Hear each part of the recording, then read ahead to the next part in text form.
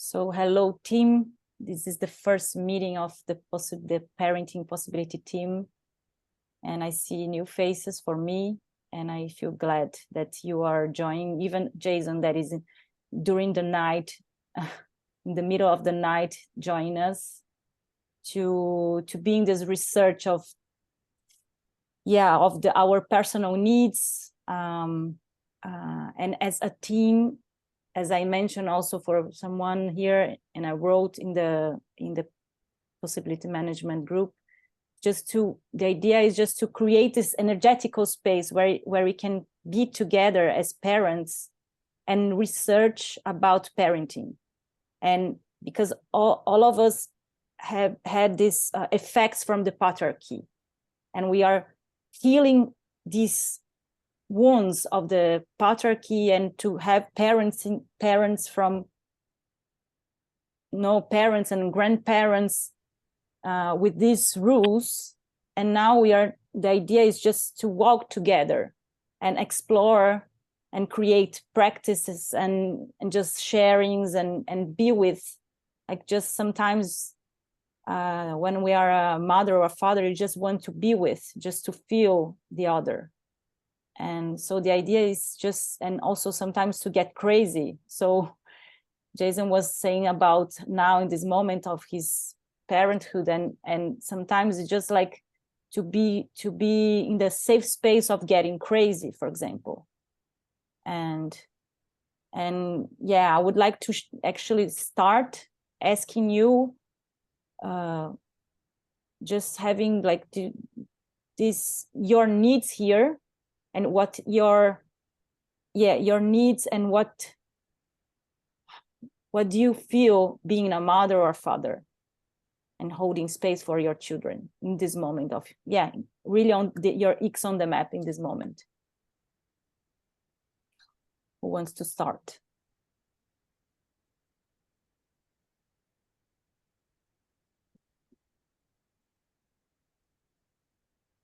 Well, I'll share a little and see where it goes. Yeah, I'm getting up 3 o'clock in the morning because I'm in I feel really scared and really sad with what's going on with my 15-year-old son and 17-year-old daughter transitioning to being a son. And I'm separated from the mother maybe 5 years. I also co-parent two other sons who are 16 and 18 with my partner, Sibylla. And I feel sad. I feel sad because of how challenging it is to be in that space right now. My X on the map is that this space, this possibility management space, feels so far from the space of communicating with my sons and their interaction with modern culture, that it almost feels like a fantasy to have a feeling space. And I feel angry about that too. I feel angry that I've spent 15, 18 years wrestling against school, wrestling against society, wrestling against all of this stuff to try and create something different for my kids. And I just see them getting sucked in so much to it. I feel, scared, sad, mixed up about it. Yeah. Yeah. And yeah, it's like I feel sad because so much of my energy is going into looking to make a shift in myself so that I can hold something different for them, that actually a lot in the last few years I haven't actually been present for them. Yeah, and I feel sad. I feel really sad. Yeah. So yeah, for me it's the longest night here. And there's a bit of that going on. My son has been getting involved with fights in the street and has been picked up by the police and is charged with assault right now. We have a court date coming up in a few weeks about that. My other son is he's just about to start testosterone therapy because he isn't identifying with his female body, and he wants to shift out of that. And I feel really mixed up as to how to hold space for that. Yeah. And, you know, how to be in a separated family and to be in alignment with my new partner and my old partner, parenting in this space. Yeah. So this is huge, like for me right now, to be with you women, and my partner is in a women's lab right now. Just to have this real fear how to hold space, and just this huge sadness of what I see happening. That's me right now. And in the midst of it, I'm making a film about fathers and sons. My father was a big part of men's work and doing rites of passage work, and there's a part of that that just feels like a fantasy, like fake. It's just such a raw space. Yeah.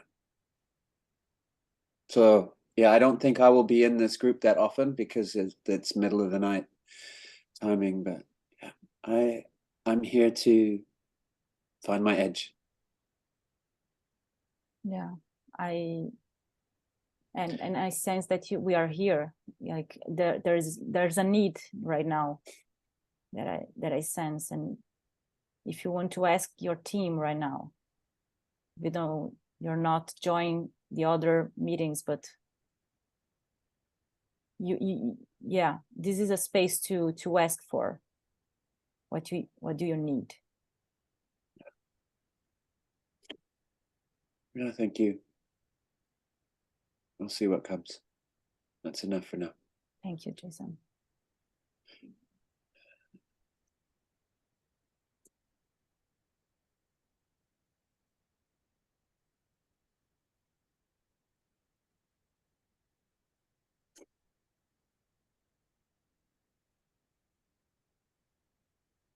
For me, I have a son of 11, and I am a single mother.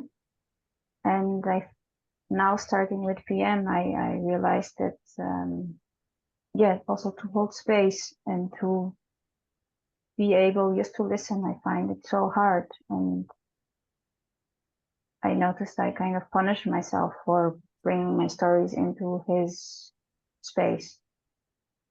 And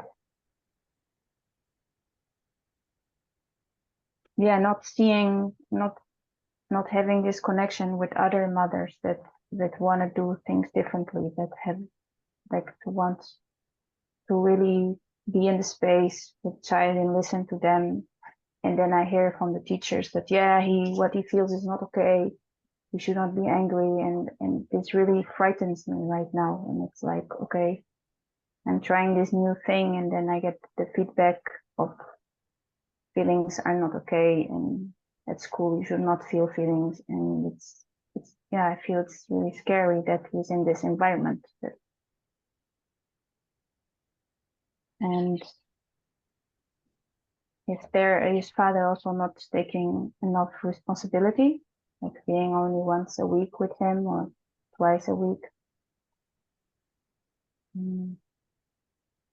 And I feel he really needs like a man figure to look up. And and this the support also, because of if we are two, it's like one and we can't see, we get both triggered sometimes, and there is no other person to let us know, like, take a step back, okay, you're getting hooked. And I really miss that. I feel that we are lacking on that. And and how difficult still I find it to take my stuff out of the space of us, like my way of wanting things to be in a certain way, this controlling thing of me that I am aware of, and still I like, okay, I should not do this, but still I'm doing it because it's like still really in me, and it's like a struggle to be like in between that. And also to look to him like, oh, who is this person? Because it's like I feel I actually don't really know him. Without my stories, I'm like, okay, what brings him? What is his being? What is he craving for? What is he like he really likes? And what is it that touches his heart? And for me, this is like, wow, this is a whole new thing that I never thought about. And it's maybe because I can't see it in myself yet, I feel that maybe that's why I can't see it in him, and it's kind of frustrating to not to have this being I love so much and can't, yeah, I feel sad I can't see that. Yeah, thank you for bringing that, Amy. I see that one of the things that I would like to do in this parenting possibility team is really start to see what is the old map of parenting, and really seeing the new map of parenting, and there's some details that actually when we start to heal ourselves from all these things that our parents couldn't give us because they didn't know about that. They really didn't know about that. Then there is this possibility to start to see and navigating this new map where you start to it seems that you are also missing something in yourself too, no? When you're saying, and yeah. I was watching the video in this parenting possibility parenting, a video, a meeting that Eva Dalbert create, and Chloe said something about when a mother gets pregnant, there's a kind of a program, even like she said, even women that are in the PM for a long time and are also know how to feel, that it seems that there is a program that the mother starts to say, it's all about him or about her, about my daughter or about my children's. It's not like I cannot feel anymore. And there's also many times there are like also the child when is in the mother belly, there is like something like I need to save my mom, like because she's not feeling. So there is also a program in the baby, like I have to do something. I need to feel from her, like what she's not feeling actually. And that for me was like something that I could sense in my situation, like. But I just want to bring this because it seems that as women, I'm talking about women right now, that there is this program that I see also in other pregnancies. Like now I need to protect him, and I will suppress my feelings because I cannot like create turbulence in this situation. And turbulence, it means actually there are feelings, there are emotions, and yeah,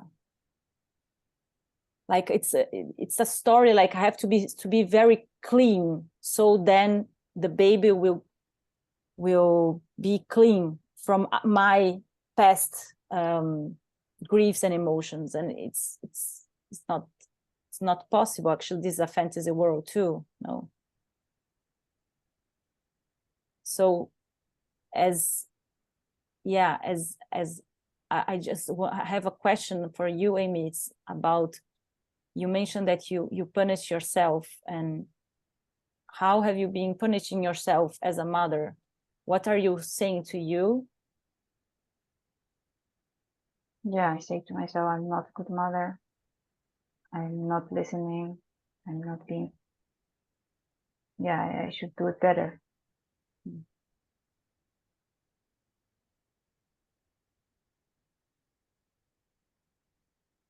And the pain is also not being, yeah, I think the pain of not being able to see his being yet. That makes me feel like, how can that happen? But yeah, I understand I didn't learn that. But the feeling is like,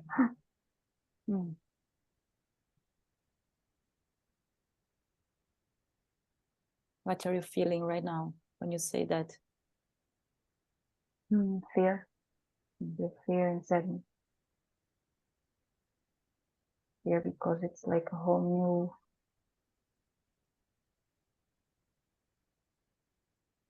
new, yes, like I have a feeling I have to clean these layers in my eyes that are blocking me from seeing something, and the fear is like, okay, how is this process going to be to take these layers off?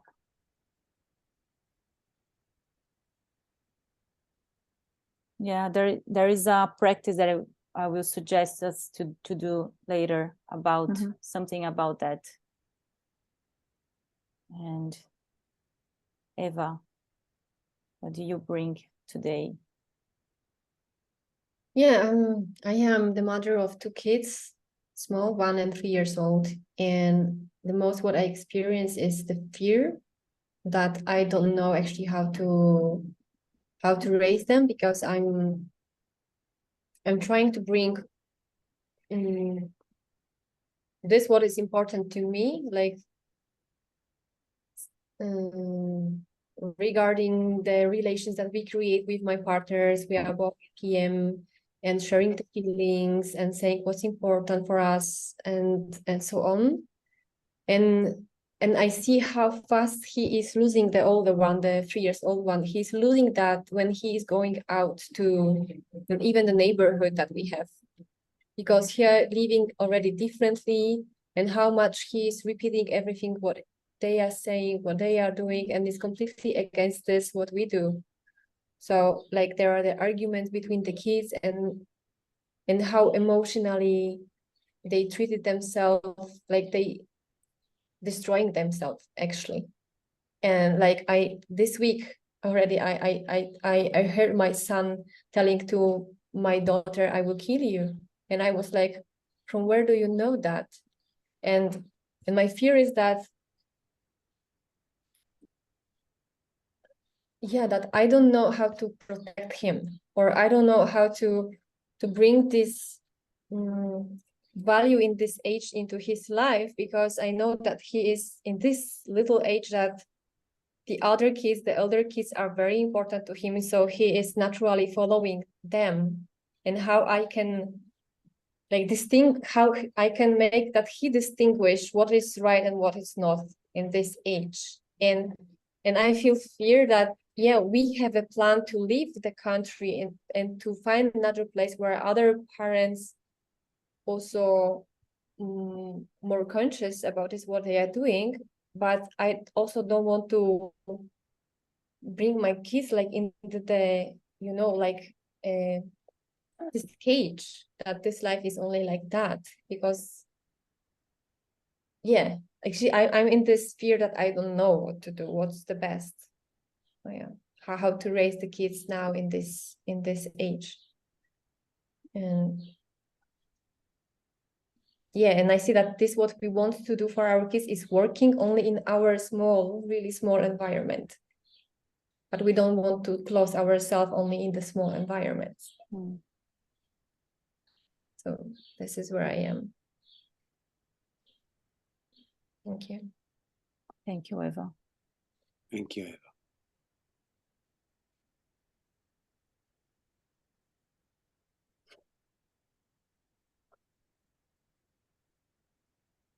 Yeah, I will share my X on the map. I have a 5 years old son called Yuri, and I am from Brazil. I live in Italy. I live in a city, and from my patterns, like I was raised in a situation in a private school in Brazil, like kind of a bubble, because was in a city very violent. So I discovered the world, the real world, like when I was like teenager. So then when I moved to Italy, I was feeling, when I decided that I would stay with my son here, he was born here, I felt how much I start to feel actually the patriarchy, because actually it was the first time that I saw how much the patriarchy is ruled my life. When like even when I was pregnant, for example, when I decide to give birth, for example, there were like many assumptions, many expectations from others, and I start to see how much actually there were a lot of informations coming that was not from me, and I couldn't access my body. So then I went to this, I navigate actually for the first time, like I close myself, because I was always with many people, and I close myself to hear my body's needs. And I could find a way to give birth, and in a place that I was in a natural birth. And then when he was born, I start to feel many things. And I remember also to share also with Eva, like the first days of a baby, they are like expressing their feelings. Like in 1 minute, they are expressing joy, fear, anger, and sadness. Like they're so fast. And I was scared about that. Like what I have to do, like there's a baby that is crying, and in 10 seconds start to laugh. And for me was like, really something that was for me something new. And I stayed a lot, like by the first at least 3 years of my son, I stayed a lot with him, very close to him. And then he went to the school, and then I start to feel a lot of pain, which means anger, sadness, and fear about he going to a school, like a normal school, an Italian school, and I don't know how much the culture is different from mine. So some box difference, and now my X on the map is really to see. I want to change that. I want to go and change these needs. I see that he start to have some stomach aches the last years, so I start to pick him up earlier and have part of the day like homeschooling, and I'm creating. The more I'm feeling more connecting to myself. It's kind of something like I'm becoming stronger. The more I sense that I can also really look for his well-being. So holding space for him. So last week, I have a legend like to share that last week or 2 weeks ago, I picked him up in the school, and he had a problem. He hurt himself here on the back, and he didn't express anything. Like he was like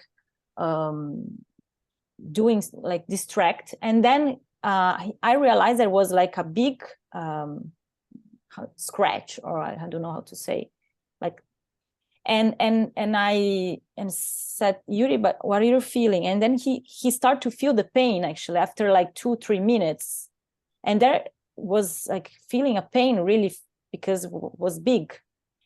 And then we went in the car. We went in the car, and then he started to express his like anger, like I feel angry. And I start to say, go, Yuri. And he said, don't say anything. Don't say anything, Mom. I don't want that you say yes. I don't want that you say no. Just, I want to, and then he started to like, and scream. And I saw him going to in the waves of all these emotions.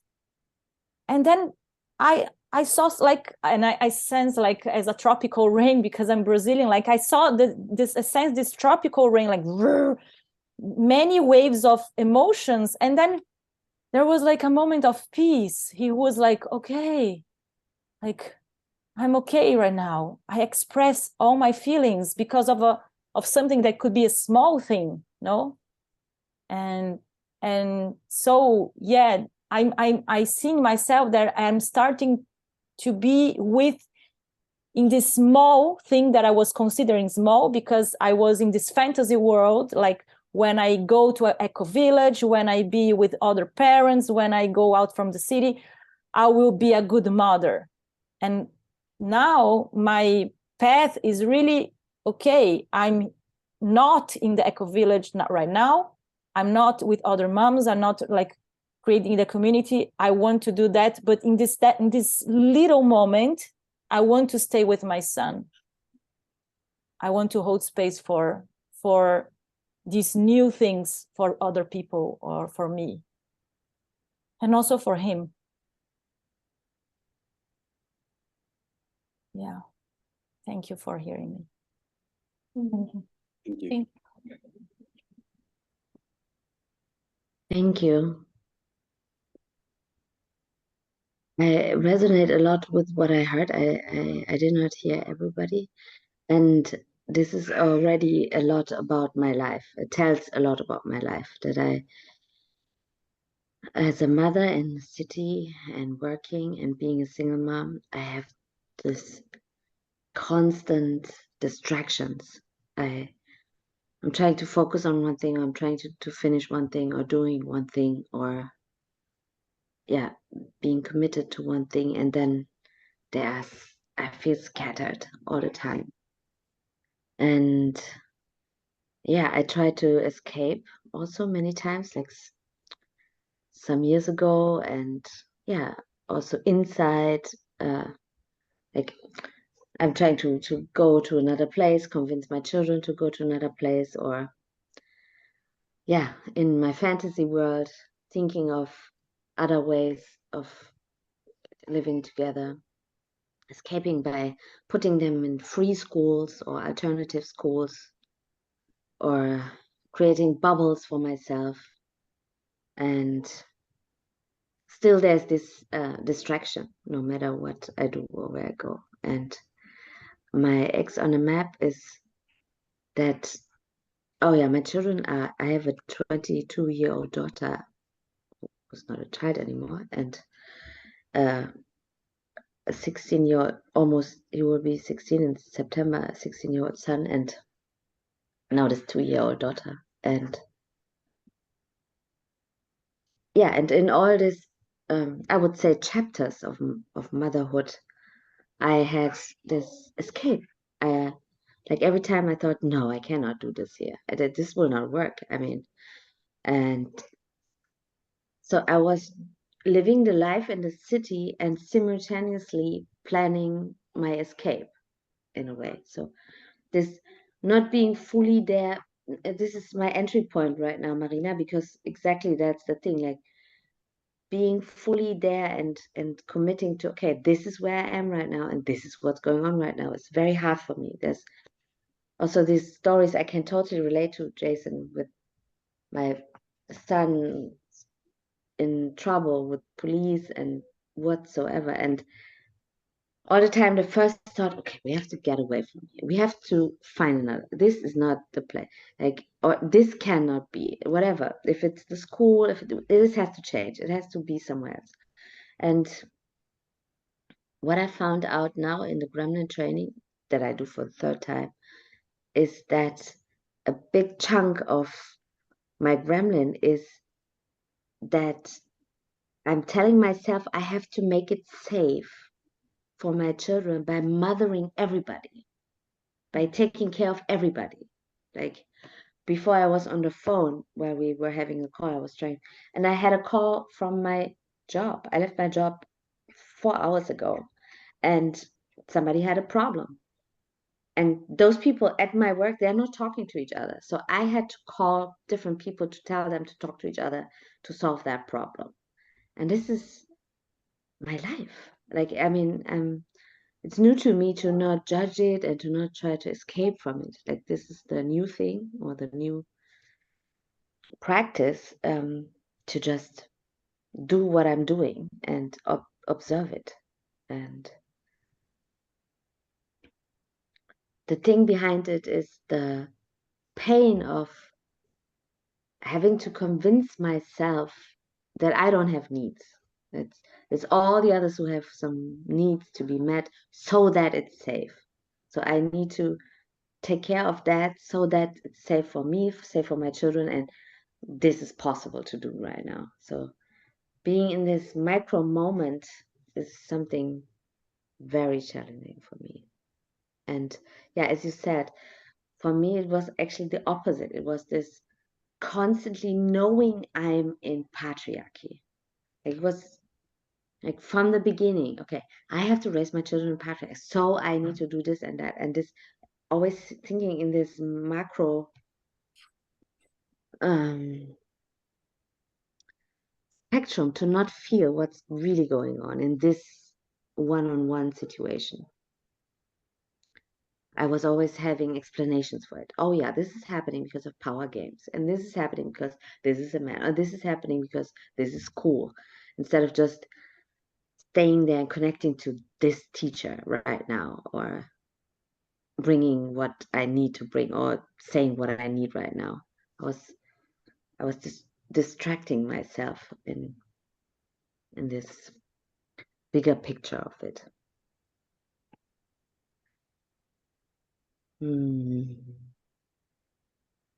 Yeah, I'm trying to find my way back to what I need from the space, and how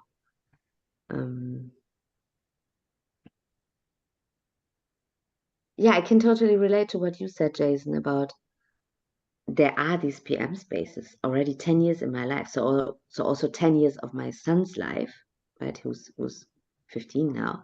So he kind of speak about his feelings, and he knows what is gremlin and thing. But still, there's this, it's so far away. So it's still so far away from what's going on in the PM world and what's going on in my life. And I saw that when I finally brought my adult daughter to the Heal from School lab, so that she would take care of my smaller daughter. And the first thing was, oh mom, we have to get away from here. Like, she was doing the same thing. The other way around, like, this is a sect, mom. Like, why are these people screaming all the time? Like, she did not, like, she was already 12 when I started this work, so she was done, kind of. And she's so much in modern culture, and she's like me, a professional. I see myself in her, and this is so painful. And I'm trying to avoid the pain by telling myself, yeah, okay, she needs to be there to survive here. Like, I needed it, so what's the point? Because reality and what I can see, what's possible, is still so not connected.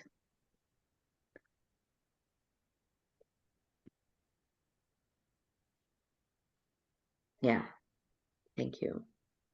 I'm glad I'm here to speak that, and by doing that, I mean, I'm connecting it, and that's what I need from the space.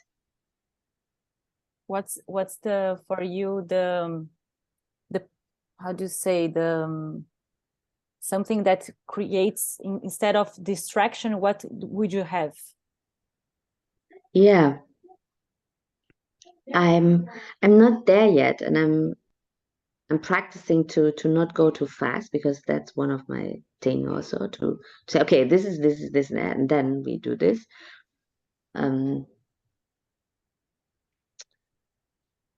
what I see just by, like, there are so many voices telling me this is not the time for a call right now. I need to make dinner for my daughter. I have so many reasons to not be in this call right now, and to not listen to not believe those stories, just to not believe those stories, and to do what my heart is calling for. And my heart is calling for this call. And already a year ago or 2 years ago, there was we already had this thing of, okay, let's have a PM parents team and thing, and it didn't work out, and I was grieving about it, and like to feel the pain of missing it, and to be with that, to stick to that, to not allow myself to say, okay, but maybe another time, or maybe I do the noodles first and then I come back to your call. Like, to not listen to that. That's for me right now the biggest challenge, and to stick to what I need, apart from what others need from me.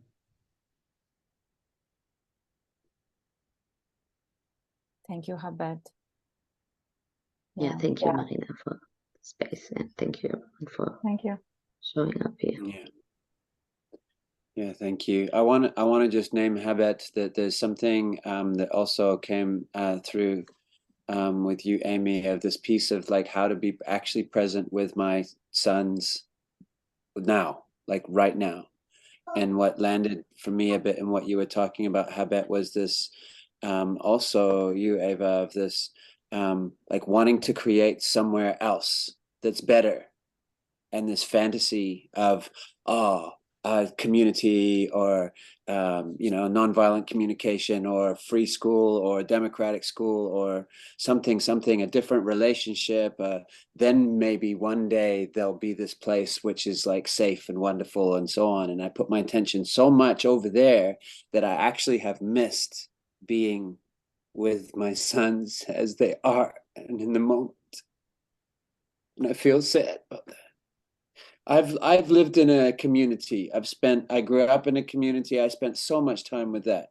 I spent so much time trying to start a democratic school, 2, 3, 4 years when my kids were 5, trying to start a democratic school. I was so busy trying to fix the society around them. And I'm doing it now. Like, I'm on this call, so busy trying to change myself and be somewhere else that I haven't been there with my sons. Yeah, Stay there, Jason. Yes. yeah.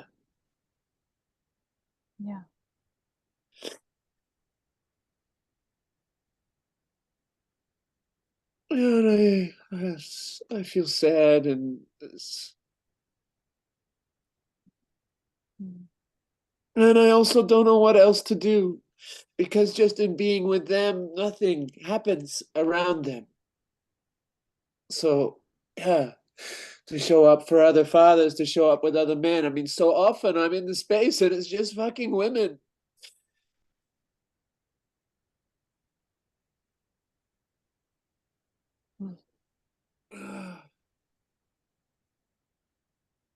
Wonderful women, sorry. But, yeah.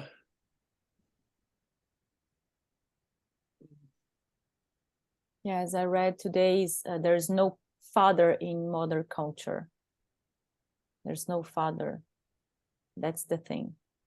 In the website that I show, I put here, there was some parts of explaining that. And it's, yeah, I can imagine how much it's painful for you, Jason, to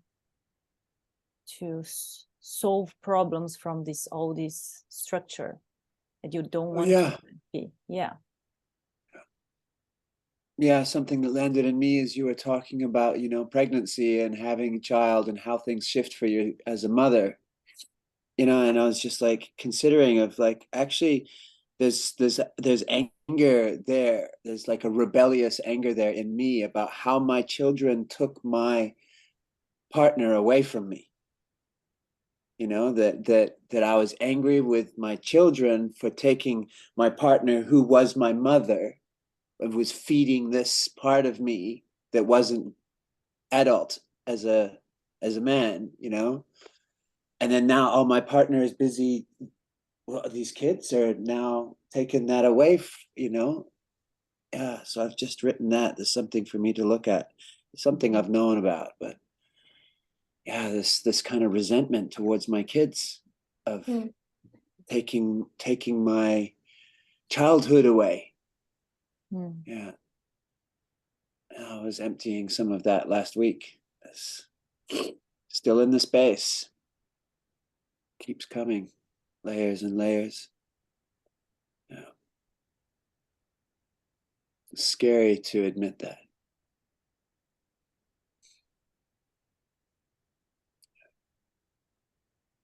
Yeah. Yeah, So and yeah. I'm so grateful that you admit that, because that was for me the reason to separate 3 times from the fathers, because I couldn't take this resentment. And yeah, like you admitting that opens a gate to for us all to heal that.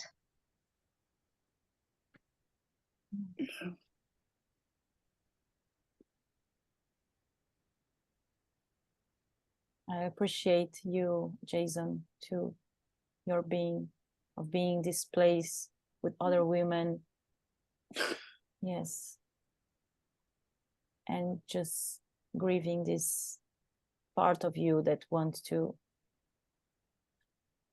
just needs, there's a need there. There's a need there. And now you are facing into that.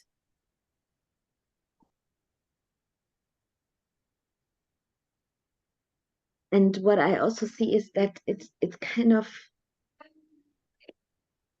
it's like being complicit. Like we both are complicit in these stories by, yeah, me wanting to mother everyone and then being overwhelmed because it's too much. Like I cannot mother my partner and my children and this and going crazy about that. And admitting that allows us also to go out of this being complicit in this story, like realizing, okay, what is it really what I need from a man or from my partner or from the father of the children? And am I really able to distinguish that there is a partner, that there is a man, and that there is a father who also has different needs and different expressions of what he is? Like, it seems to me that there's no space to communicate that when it's not admitted.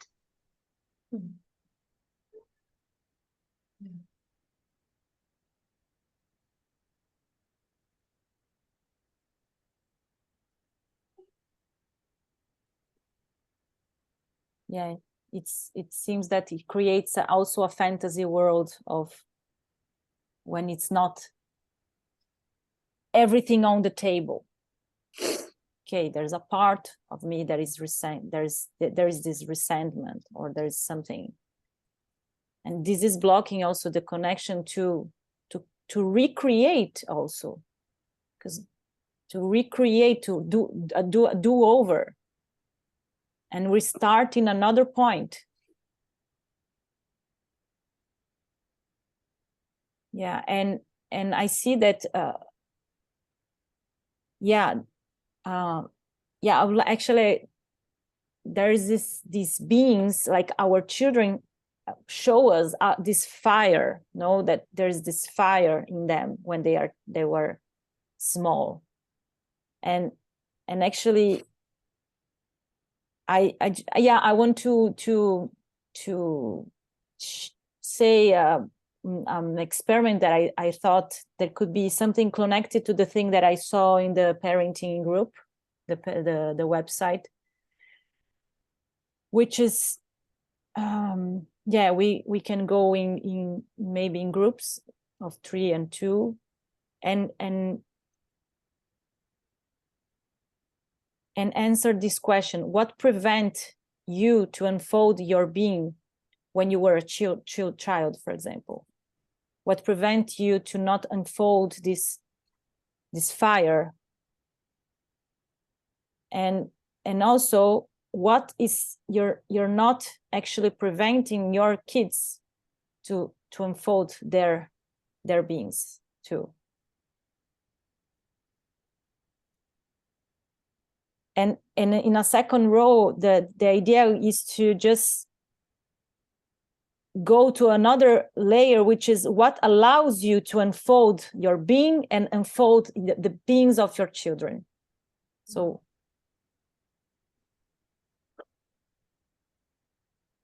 and probably there will be stories that connect. So maybe when you go to your childhood, that the moment that you are trying to see what prevents you to not unfold your being and click your clicker, for example, probably you have also stories coming from your parent, as a parent, like, and so the other person will hear what you're saying, maybe write down some things, and you just go to this, to not with your mind, but really like maybe click your clicker and go to this moment that you start to prevent yourself to unfold your being. And also the same thing that you did also for your kids. We have actually, my idea was to have 5 minutes each. We have group of 3 and one group of 2. No, actually, maybe I'm out. And I will go to both breakout rooms. Yeah. I'm thinking, because then I will have groups that are longer. Let me see here. Have 5 minutes. 5 minutes each, and then we go back, and then we have the second row, which is what allows you to unfold your being in the being of your kids. Okay.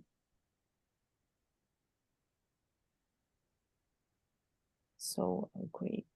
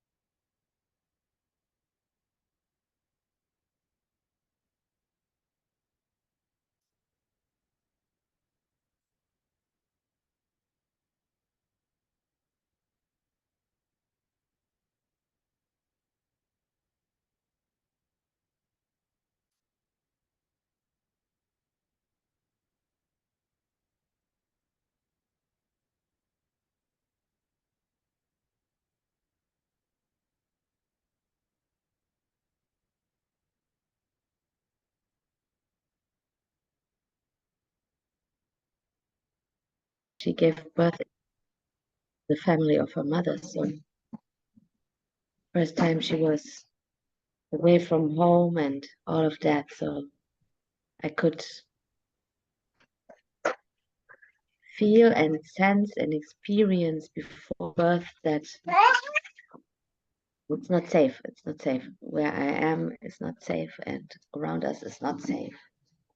And that circumstances matter much more than me or what I need, or yeah, like I sensed that very early on. I knew that the circumstances define what's possible and not me or my mother.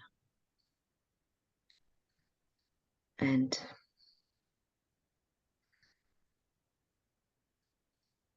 yeah, and also very early, I knew that my behavior and my adaptability, like my ability to adapt to the circumstances, is crucial, that it's life or death thing. That, yeah, I had just, from my perspective today, I would say I had too much responsibility as a child already. There was no innocence, no playfulness, no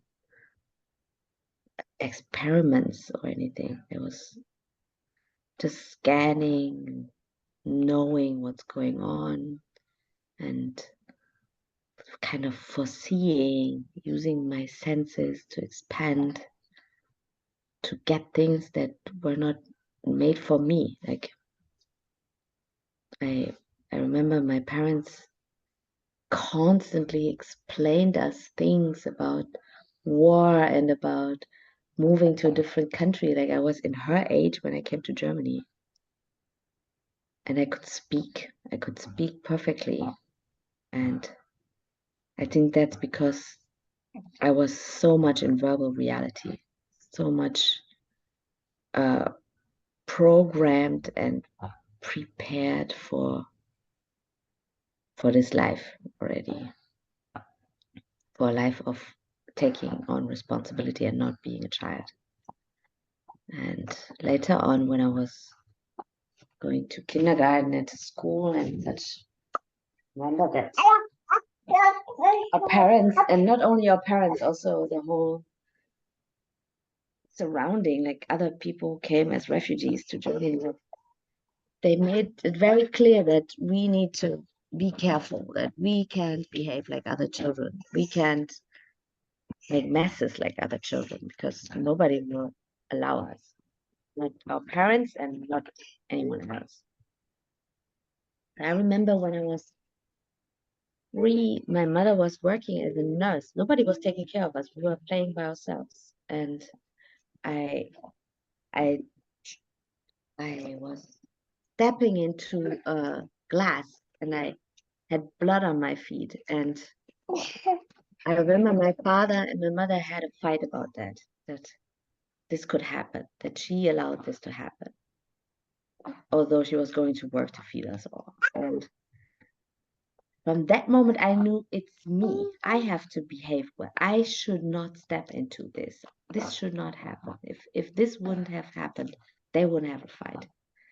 And yeah, this was totally clear. There was no sentiments about that. There was no, oh, I'm so poor, or that's not fair, or anything. That was much later, like when I was a mother myself, when I was adult myself, I realized that this was too much responsibility, and that I don't want that for my children, and that I want them to have a different life. And then it came to me as a shock that I wasn't able to do that. I took on so many things that my parents did to my daughter. And then it took me again, almost 10 years to do something else with my son. And again, like it seems to me that I'm peeling it off, and it takes years to take that. It's like putting on coats, like with every wound, with every situation where I wasn't taken care of, I took on a coat, a protective coat, and another one, and it's like peeling off all these coats to finally not be dressed up like somebody I'm not. It's still, and I don't think it's really about undoing it or not, whatever, being what I am or how I became, but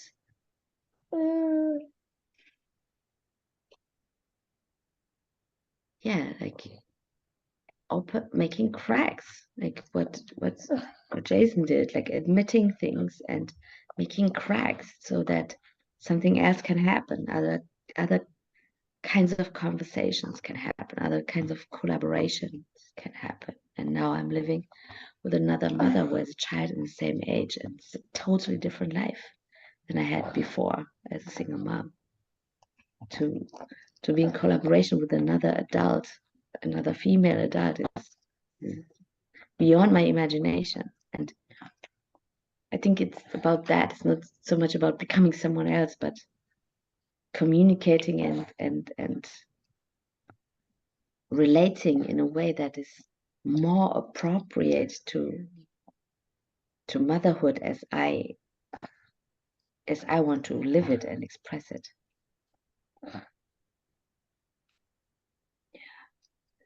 And the fire is, it seems to me that I buried it. It's not off or anything, but it's something buried, and whenever it's safe enough, it's there. It's fully there. Like as if I keep it, like, in this old African cultures, those fire women, they keep the fire in ashes, and then they put it somewhere.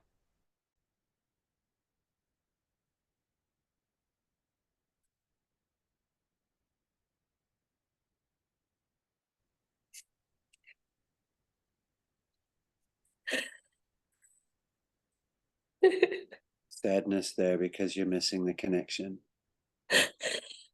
The connection with your being. Yes. Yeah. But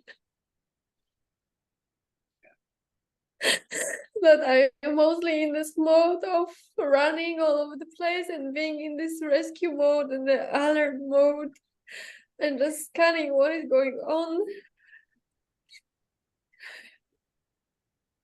And not really, I'm not in me.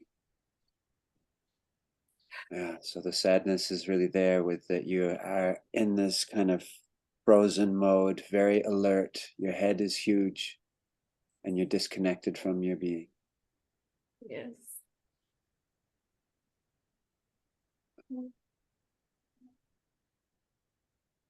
And do you also notice that that this is how you are with your children?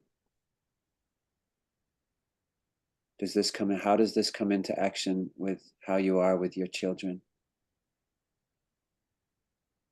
Yeah, what I see is that I have the same pattern, like, of behavior of myself, that when they are in their emotions or their feelings, then it frees me also sometimes, more often. And I'm in this rescuing mode, like finding for the solution and not really wanting to be with this, what is right now. I want to change it because it's for me. Yeah, it's like Yeah, go. it's like I have this story that I will not handle that it's too much. And I just want that it stops.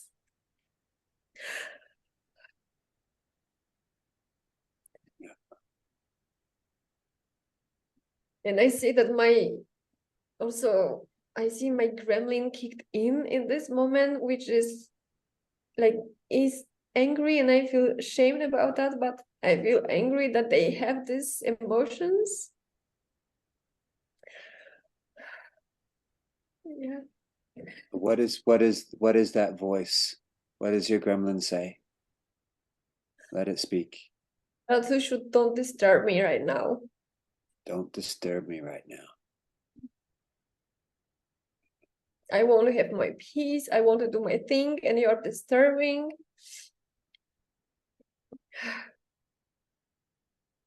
Yeah. And also I see here my child ego state, like you're not listening to me, I'm not important, you're doing something against me because you don't respect me.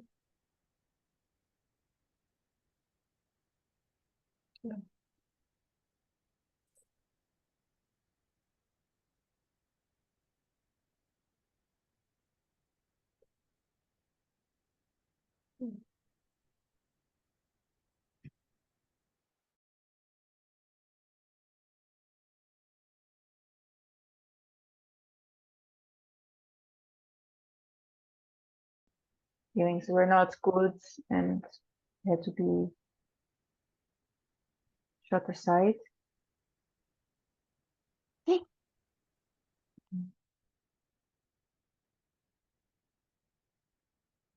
Yeah. So then I got so adapted that it's like I have to be this. Yeah, I started putting really lots of masks on my face to be this girl that wouldn't get punished, or I would have to be sent to my alcoholic father,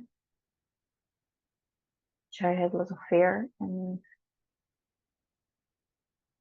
I was pretty young, and I didn't knew when I would come back to see my mother. So it was like this fear really and sadness covered of my being, of power, like really being with no power, no security.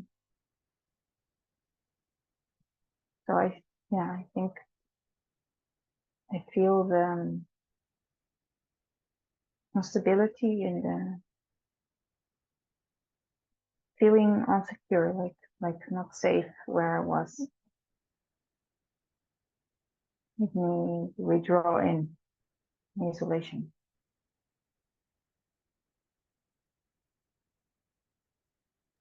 How did you know that you're not safe? How did you feel that as a child? I was really afraid, like if I knew I would have to be with my father.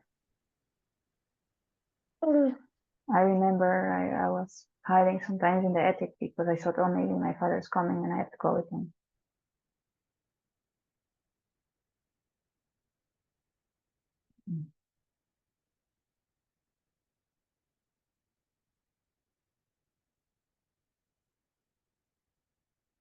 I wonder if you developed some senses for that, knowing when he's coming and how he's gonna be and what's gonna happen. There was like no consistency. So what I think that's what made it even more scary. Not having the consistency. And going with my father for 2 weeks when I was 2 years old or less, and being in complete violence and not knowing when I would see my mother again. That was my safe space. Yeah, Amy, this is a place that you can bring also your feelings. When you tell this story, I sense that you're feeling something right now. And we are a team, your team. We are your team. Yeah, I feel sadness. That there was no feeling of security, like safe place to be. And this not knowing that you fear that my mother was not able to say, okay, you are going to your father and you're coming back this day. Just say, okay, you're going, you don't know when you come back.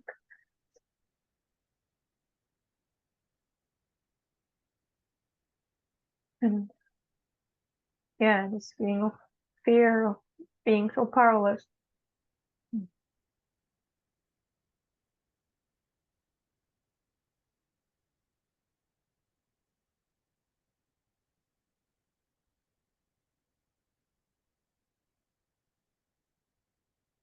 you were missing the communication, a clear communication from them. Yeah.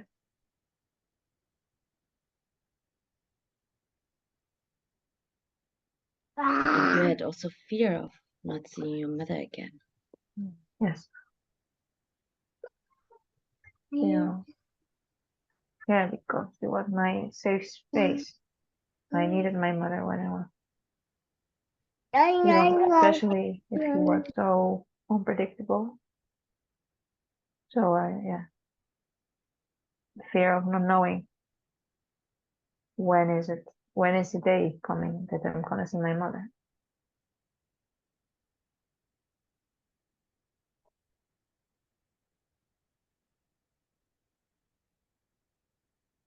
Have you ever went to an emotional healing process about this, Amy? Yes, several. Waiting. Yeah, several. still layers to go. Yeah. Yeah, there might be some decisions based on that, like what is a safe space for you, and also your relationship to your mother. Yeah, with my mother, I feel that there is a block and a resentment and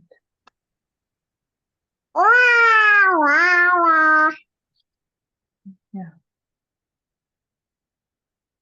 And have you ever relate this punishment, the punishment of yourself, something that you're punishing yourself of not maybe creating these resentments about your mother, for example?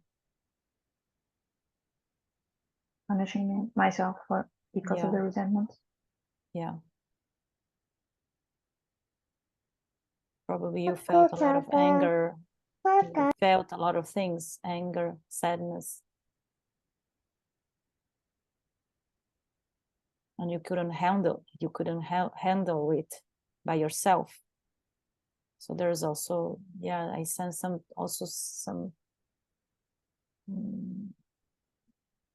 some layers about that you couldn't handle all this stuff that was going on.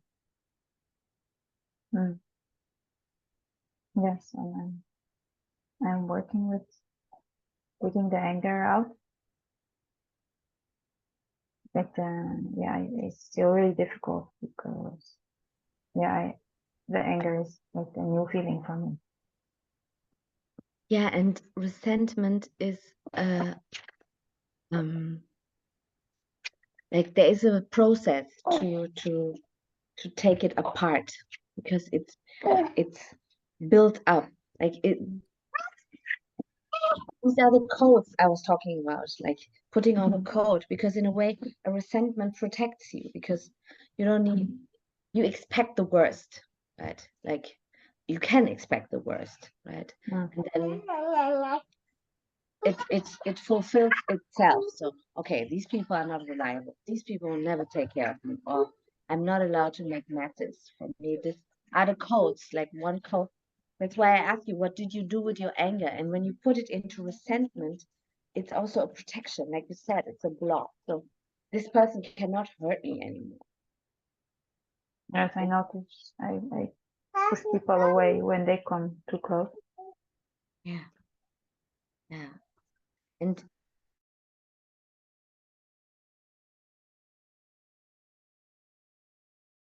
was trying to control them, trying to direct their energy, or trying to know how it should be for them. And or also just to like save them, like I want them to feel safe, and yet it's just this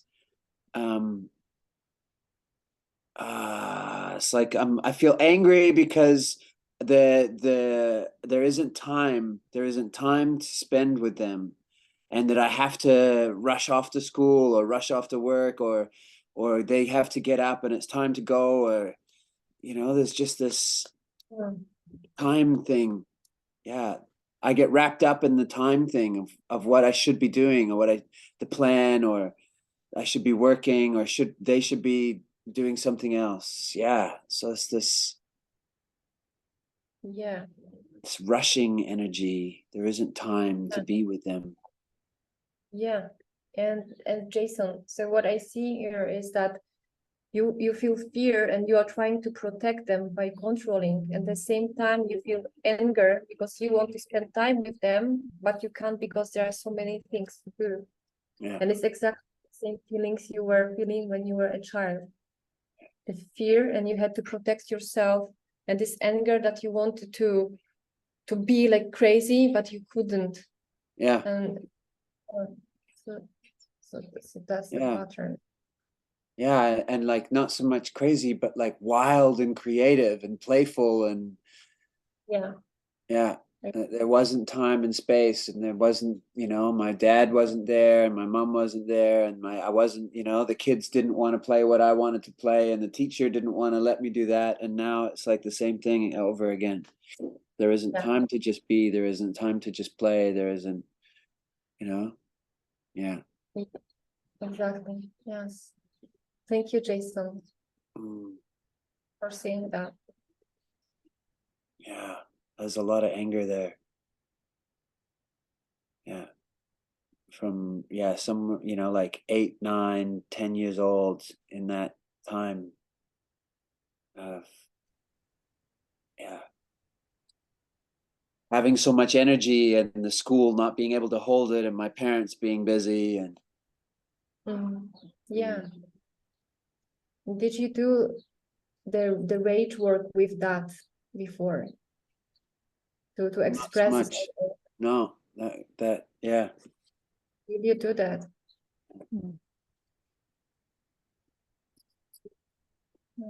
Yeah, it seems that your being had a lot of energy and nobody could hold. So Yeah. Yeah. Okay, it looks like still you have this energy and you can't express it fully because of this time thing. Yeah.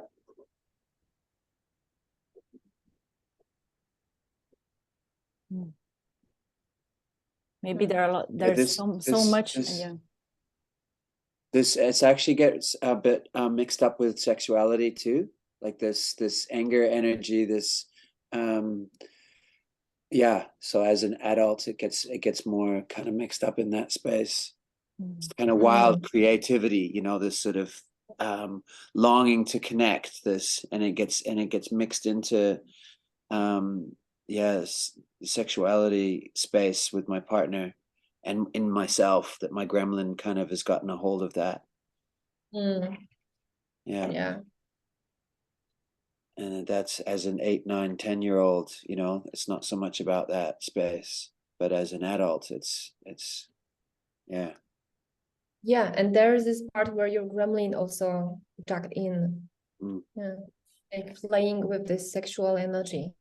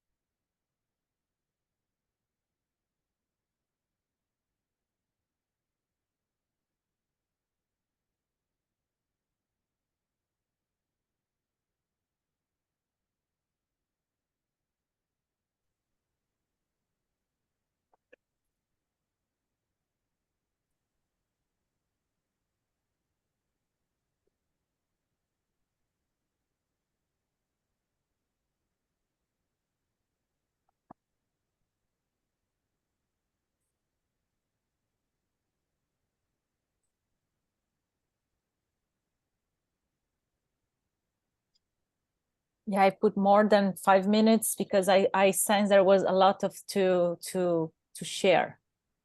So Yeah, definitely. It's a big topic. This is just like scratching the surface a little bit. Yeah. To really go in there for me is it's a whole EHP in a way. yeah. And this is a moment to share if you want to share something, any gold.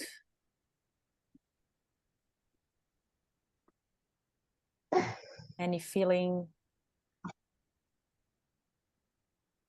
I would like to share. I discovered I had this was using resentment towards my mother,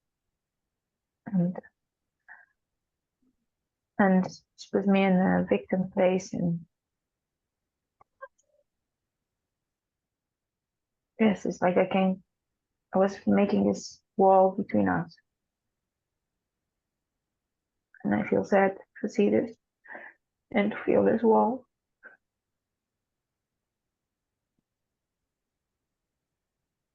To punish her.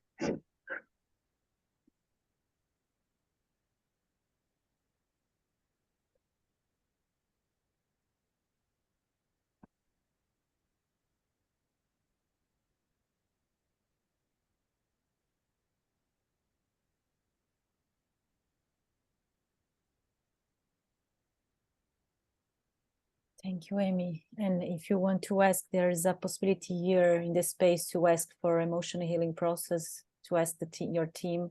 There are some people that hold space for resentments process. For example, me. So if you want, you can also ask here or other spaces. But it seems, yeah, it seems that seems big.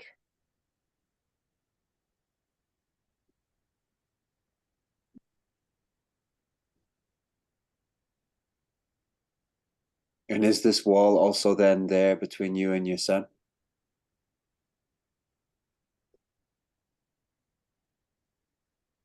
Mm.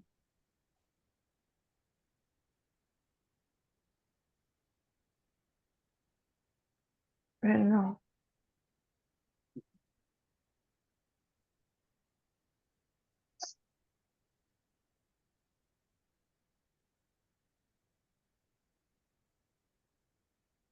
But I'm aware of it.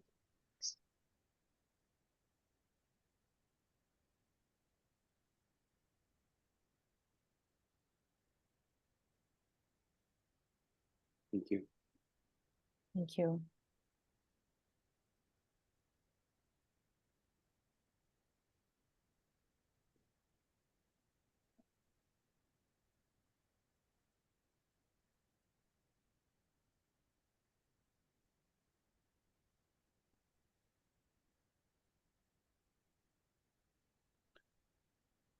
I'm just connecting with this this rage that was in me as an 8 to 10-year-old of being told like being contained by school and contained like not to be really, you know, the creative and alive being that I was, you know, and also younger, but that's what I'm connecting with right now. And yeah, just seeing how right now one of the things that really scares me is the anger that's in my son, how angry he is. You know, he has this just incredible explosive anger. This becomes so violent, and yeah, it's scary. I'm scared of connecting with him because of that. So yeah, I want to connect with that part of him. I want to connect with that part of me.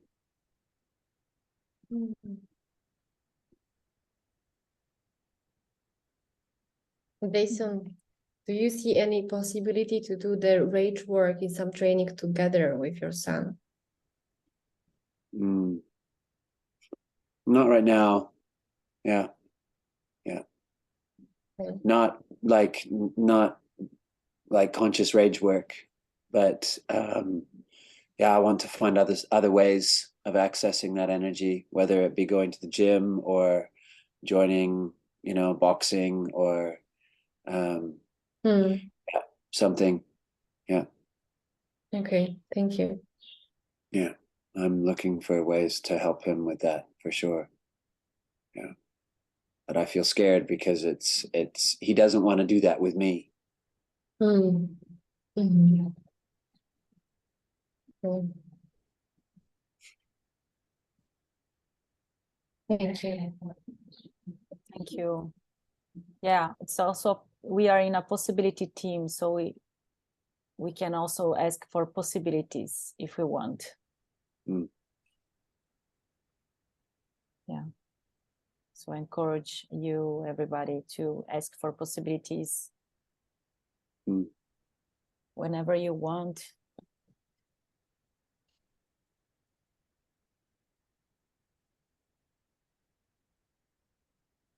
Mm.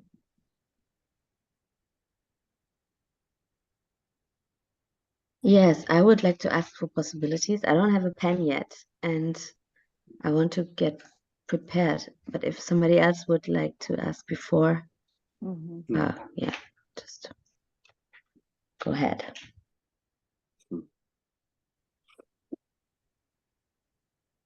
Okay, well, I'd like to ask for possibilities on working with this this anger, this rage of being wild and creative with my son. And not the obvious ones of doing conscious rage work.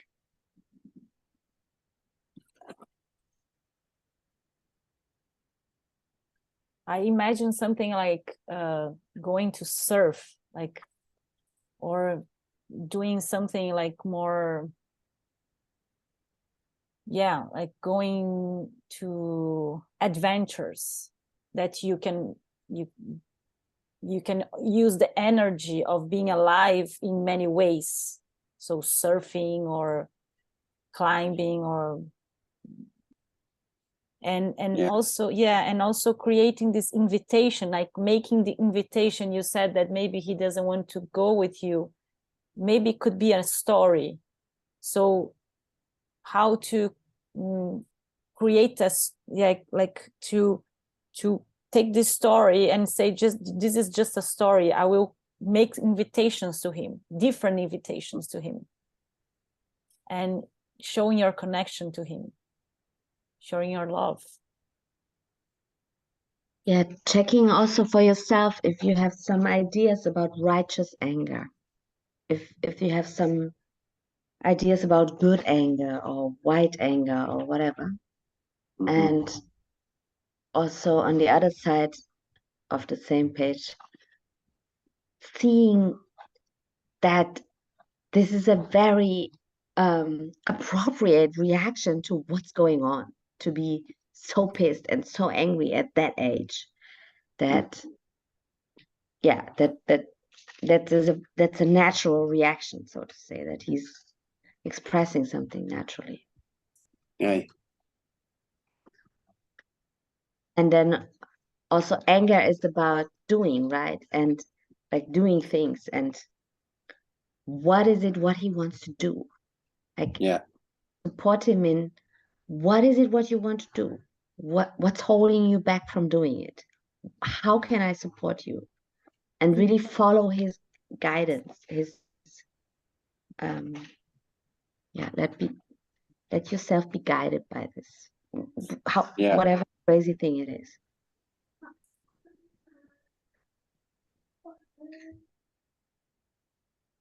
It's one of the things that scares me a lot about him right now is that his anger goes inward and he just holds up in his room and he doesn't know what he wants to do. It's kind of a real kind of stuck, depressed anger. And it explodes outwards with violence every so often, not very often. Yeah. So I was like this, Jason. I was like doesn't know this. what to do.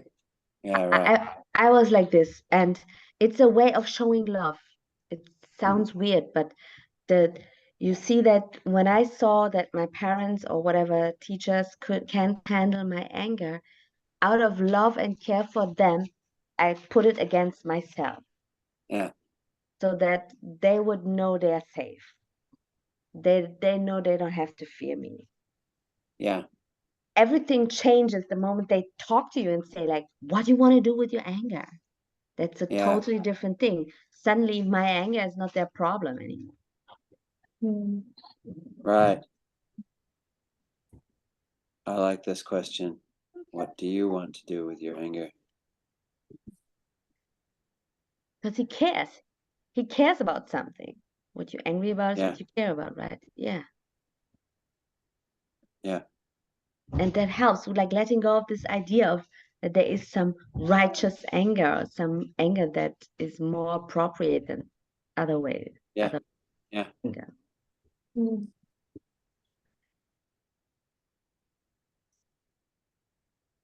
Thank you.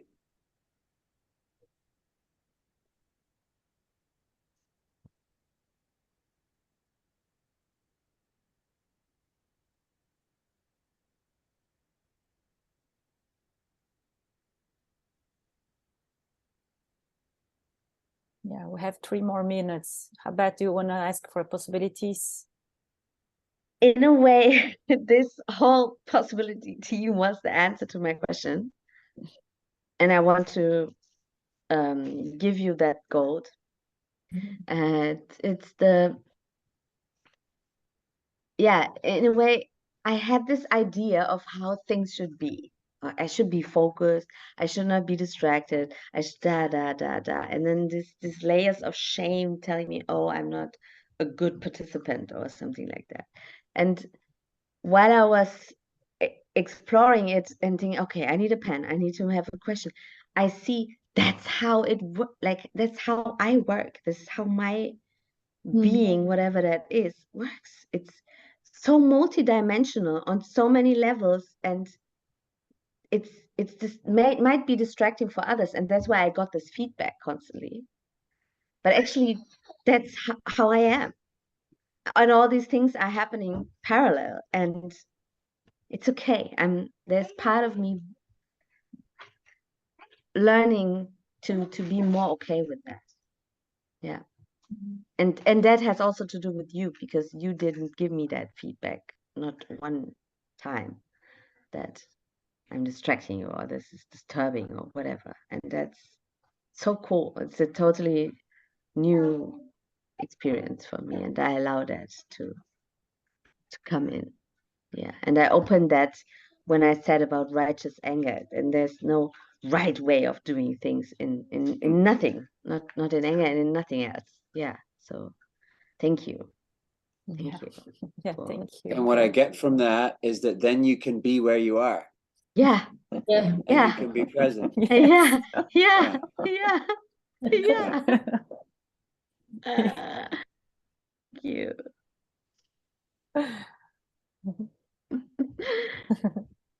Mm.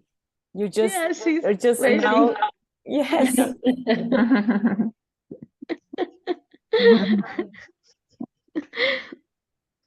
Yeah. Distraction, it's only a word Yeah. in a Concept. in a dictionary. Yeah. Distraction. What did this mean? Yeah. Yeah. Thank you. I want to thank you all for this space, this energetical space. I see, this space unfolding in somehow.